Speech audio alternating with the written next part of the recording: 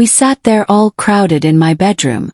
It was a Friday night and we were all sitting there doing nothing, passing time, waiting for someone to give us something to do. But eventually we took that upon ourselves, and that was the start of the ghost story I'll be telling for the rest of my life. A feeling rose up in my stomach, and I knew from that fluttery feeling that what was in store for me that night was going to be a memory I would never forget. I carried on with the night despite that feeling in my gut. Everyone gathered together like a bunch of delinquent dim-witted teenagers, and we decided that we were going to spend the night looking for trouble, adrenaline, ghosts, fun, danger, the supernatural, delusion, figments of our imaginations. It's whatever you want to call it or whatever you believe. I cannot force your belief, but after that night I can say this confidently. Spirits, evil, demons, all of it, it is just as real as you and me. Note, this wasn't an irregular occasion. Going out and riling things up we shouldn't was a regular hobby of ours, purely a source of entertainment. After you hear this story you'll think we were stupid to go out and do that in the first place, although you're right, we are also very smart and experienced with this hobby.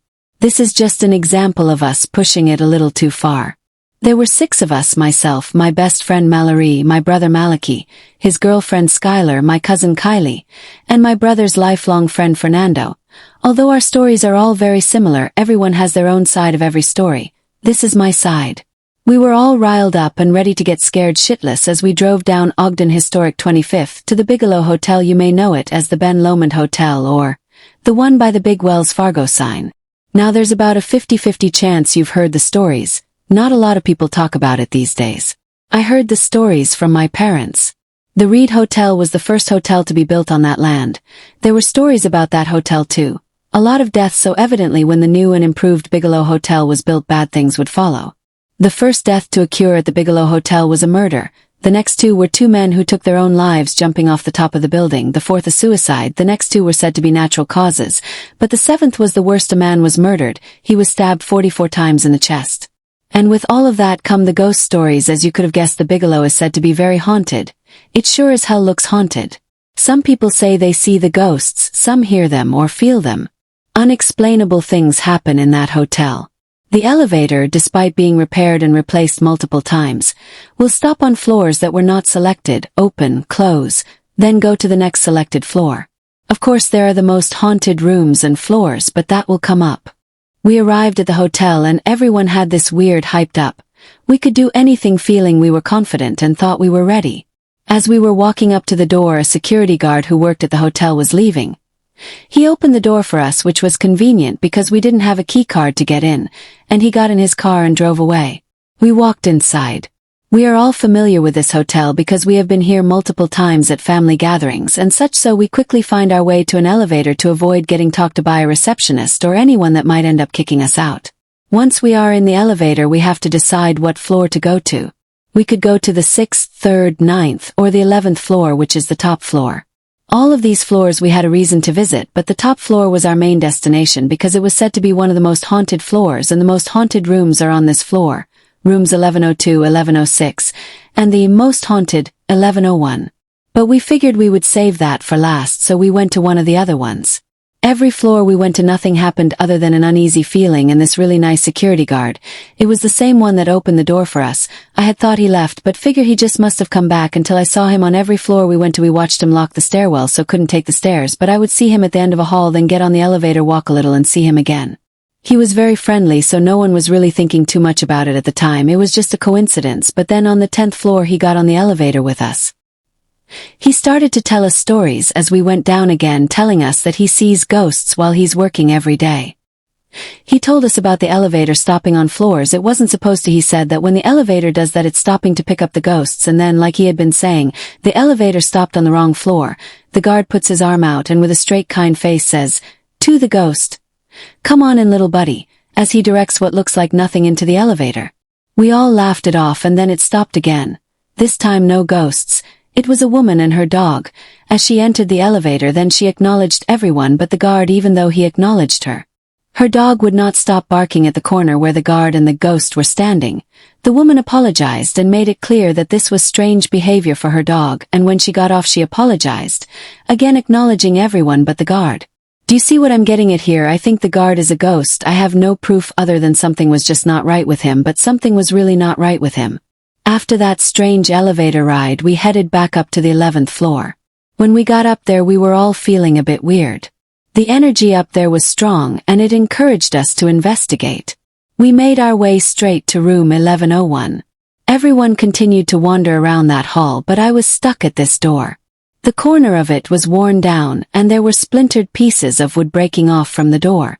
All I wanted was to get in that room. I didn't try, but I wanted to. It was all I could think about. I sat there observing the door. Everyone else walked down the hall and back then told me we should move on. They started to walk away, and I was hesitant to following behind them, unable to shake a weird feeling about that room, and just as everyone turned the corner, I heard that door open and the chain latch. I turned around and my heart sank into a pit in my stomach. I saw a woman with long black hair peeking out of the pitch-black room, but there was something wrong. Her face was so pale as was almost white, and it was rotted and dirty like she had just crawled out of a grave. Her hair was matted and frizzy. Had no words. I was in shock. I made eye contact with her and I felt the world slow around me, but I turned and ran. I told everyone that we needed to leave and I would explain in the car. I was shaking and confused if I had just seen what I saw. I had messed with spirits before, but they have never manifested themselves that clearly to me. I couldn't get her face out of my head every time I would close my eyes. I saw her standing there peeking through the door. As we were leaving, we saw the security guard come in from outside, and that's when all the dots connected and I started to think about the weird things that happened with that security guard. I told everyone my theory immediately, and they all agreed that they had at least a weird feeling about him. In the car, I told everyone what I saw and the reason we had to leave. I could tell some of them were skeptical, but it was okay because I knew what I saw and I will never forget that face. It has been cemented into my brain. I don't think I could forget even if I wanted to. It was only just about to get dark. The hotel was just a little pit stop to waste time till it was dark so that we could head over to the Ogden City Cemetery. I never go searching for spooks, as we used to call them. Without my favorite game, the Ouija board, I also brought my black candle. Black candles are known to be a very powerful tool in contacting spirits. The energy in a black candle can help a spirit connect itself to this plane so we can make contact. When we got to the cemetery, the sun was starting to set. We sat under some trees, gravestones surrounding us along with the warm summer air. I placed the Ouija board down in the middle of the four of us. Kylie and Malachi didn't want to play. I lit 3 candles I had stuck into the ground, putting the black candle in the middle. We all placed our fingers on the planchette and chanted together, Ouija, Ouija, Ouija, while making 3 circles around the board. Once we stop, I ask, "Are there any spirits here who would like to contact us?" As the planchette started to move towards yes, everyone was silent. I don't remember much about this part. We played the Ouija board often, so it didn't stay with me as much as the rest, but we contacted someone and talked to them for a little while, probably just the basic questions like, "What's your name? How old are you? Are you here to harm us?" Nothing too exciting happened. We realized that it had gotten dark and we were now sitting in the darkness. Our small area lit up with candlelight, but the candlelight only made the darkness darker, deeper, and unpredictable. We started to hear things and see things. We were going to continue to play till we asked the spirit to prove it was among us, to show us a sign. Nobody saw a sign, but Kylie urgently out of nowhere said we needed to go, and that was good enough. We figured something had happened but didn't want to pry, so I packed up my board and my candles and headed back to the car. Keep in mind that I grabbed the black candle and put it with the rest of my stuff. Our next move was to go see Florence. I imagine even less of you know about her than the hotel, another story that came from my parents that doesn't really get talked about. If you're coming down the top of the right hill in the Ogden Cemetery, there will be a gravestone on your left for a 15-year-old girl named Florence Louise Grange, who died in 1918 from influenza during a pandemic. There are multiple versions of the story of Flo. Some think she died by getting hit by a car or choking on candy, but those were just made up to make the game more fun and believable. Over the years, people have made rules that you have to park your car at the top of the hill, shut it off, flash your lights 3 times, and then she will appear in front of your car and try to get in. Of course you can try this, but that's not how you have to do it. People say if you're not in the car she will kill you, but people used to contact her without cars, so I think that you would be okay. No matter how you choose to contact her, it is said that she will appear in front of her grave and slowly become clearer as she gets closer. We parked at the top of the road and I took a deep breath to center myself. I remember looking down that road late at night. It was eerie and mysterious. Looking down this road, you see 3 big trees down the path, a little on each side of the road, towering over it. I am sitting in the front passenger seat staring down the road waiting and preparing. Everyone gets quiet, and Kylie turns her car off and flashes her lights 3 times. Out of all the things I believe, and I was never really a believer of Florence, I figured it was just some game teenagers used to play and nothing would happen, but I try to believe the unbelievable. We waited there in silence, thinking, expecting nothing to happen, but still ready for it. If it does, that silence was a different kind of silence. It felt so quiet I couldn't even hear anyone breathing. Then right before I said we should give up, a sphere of very dim light started to appear with a misty-looking cloud surrounding it. She got closer and closer, and I just sat there holding my breath. I wasn't sure if anyone else was seeing it or if I was making it up, but I knew someone in the back saw it because I heard them gasp when she appeared. As Florence got closer to the car, I started to see what had been a weird orb of light form into a human-shaped mist. Eventually Skylar said, "I see her," which I then realized she was the one who gasped. Everyone was silent, just staring into the darkness, staring at her. I wasn't scared, not like I was when I saw that woman at the hotel. Flo didn't scare me, she seemed kind and soft. She continues to get closer and closer until Malachi sits up and says, "But focus on the trees. Do you guys see the shadows?" As he says that, Flo disappears and I start to look at the 6 trees lining the road. As I'm focusing on them, I see a shadow start to grow at the bottom of one of the trees and another under the leaves on a different tree. The shadows grew, slowly growing, making the trees darker, and practically consuming them. Now this felt different than Flo. It made my eyes water and my skin hot. These shadows were not pure or kind. They were dark and dangerous. At this point we're all talking about the shadows, and we all see them, and then we see them shrinking, them slowly get smaller and smaller till they just disappear. About half of us admitted to seeing Flo, and all that did describe the same thing. The shadows were gone, and so was Flo, but Malachi could still feel the presence of something. He told Kylie to drive forward and stop when he says stop. He rolls his window down, sticks his arm out the window, and Kylie drives. "I'm looking for cold spots," he says, explaining himself. We drove almost to the end of the road when he said, "Stop." The car stopped and we waited. With no explanation, Malachi started to stare out the window. Confused, everyone looked around to see what he's staring at. "That tree. Do you see it on that tree?" he said, pointing to a tree a few feet away. I focused on the tree and watched it be consumed by 2 shadows, and just like before, they disappeared just as fast as they appeared. But something was right, they weren't gone, we just couldn't see them.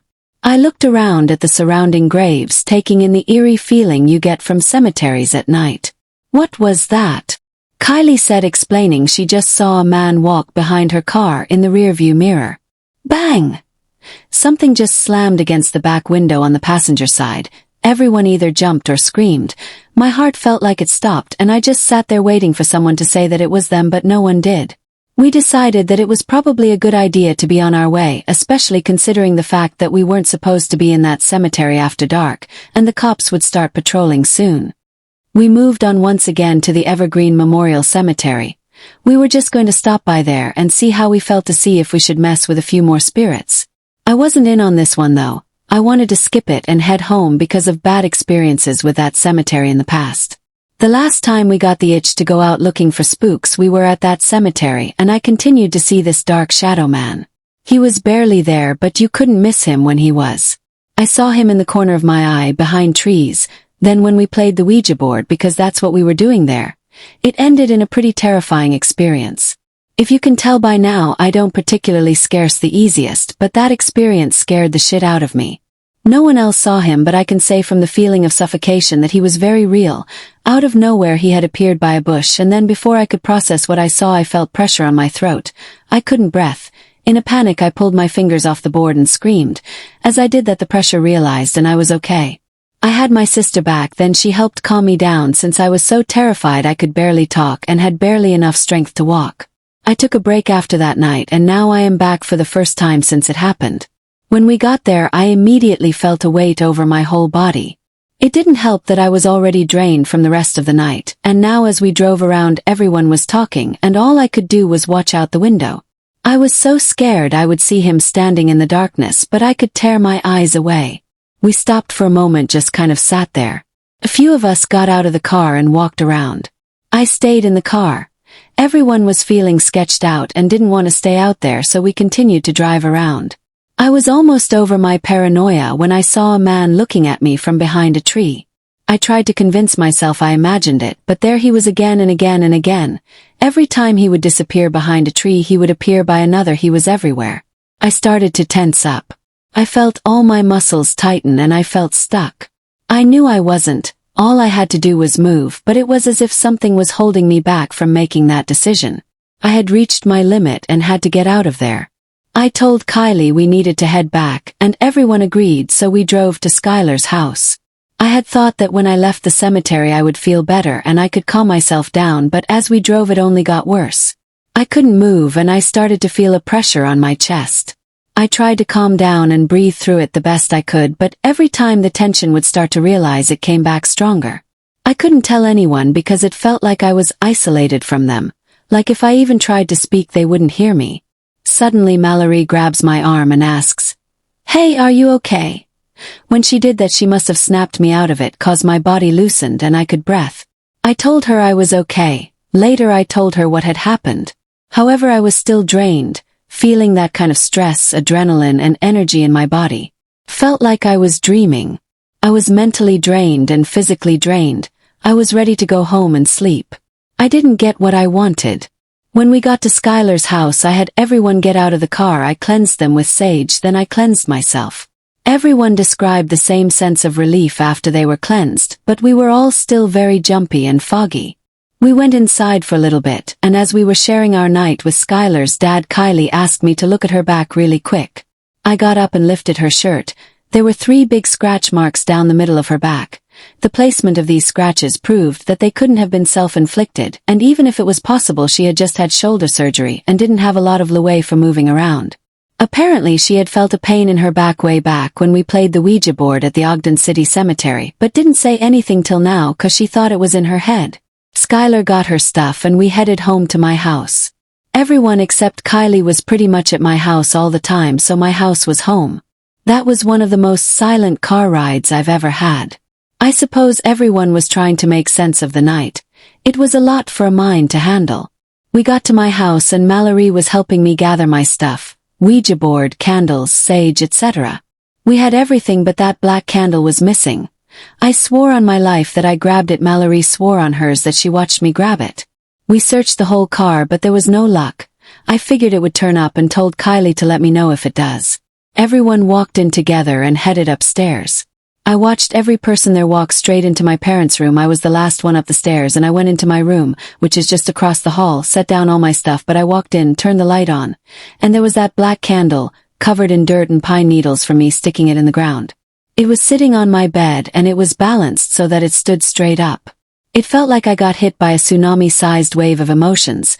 I was so exhausted I screamed, fell to the ground and started to cry uncontrollably. I was shaking and I felt heavy. My body collapsed on itself. Of course everyone came running to see what was wrong, and they all went silent when they saw the candle because they knew that no one had stepped foot in my room since we got home. I gathered myself, moved the candle, and we all gathered in my parents' room to tell them about our night. I've tried to write about this before in my journal, but I couldn't even get the right words out. I didn't know how to explain what I saw. The following weeks were a blur. No one really talked about what happened at first. I think some of us wanted to forget, but I wouldn't take back the choices I made that night. Nights like that night are stories I get to tell for the rest of my life.